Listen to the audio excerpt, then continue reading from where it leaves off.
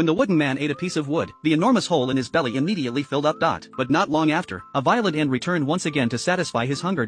He began to mutter an incantation. The wood fragments scattered on the floor slowly started to gather, forming a new wooden man. But as soon as this new man entered the room, another wooden man grabbed him by the neck from behind. He dragged him all around, until the new wooden man was torn apart. At the sight of the debris, the first wooden man picked up a piece and began to eat. Not long after, both had temporarily satisfied their hunger. As they were about to lie down to rest, the hole in their bellies began to grow again. To avoid starving to death, the second wooden man immediately grabbed a talisman, ready to summon another wooden man to devour. But the first stopped him, saying that if he found a new companion, the risks related to hunting would be significantly reduced. The second agreed, and began reciting an incantation. He summoned a third wooden man. The third stepped forward timidly, and the second handed him a small piece of wood. After he ate it, the second explained the situation to him. The three eventually came to an agreement. The third wooden man began reciting the incantation, while the other two hid behind the door. The plan unfolded perfectly, but the first and second broke their promise.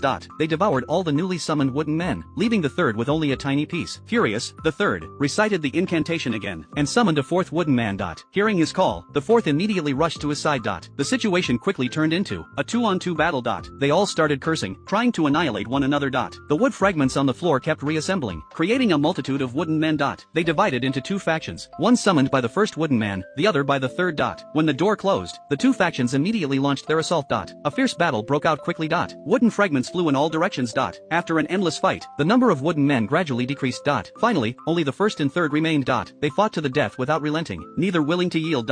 They decided to perish together in the chaos. The third ripped off the first's tongue with his teeth. The first screamed in pain, and in a fit of rage, delivered a powerful blow that crushed the third's head. In the room, only the first wooden man remained. He stood alone, looking around. Gradually, all the wood fragments disappeared. It was then that he remembered he could still recite an incantation to summon new wooden men. He picked up the talisman, hid behind the door, and prepared to chant the spell. But at that moment, he realized no sound came from his mouth because his tongue had already been ripped out by the third wooden man. In the end, the first wooden man slowly died in an endless demise.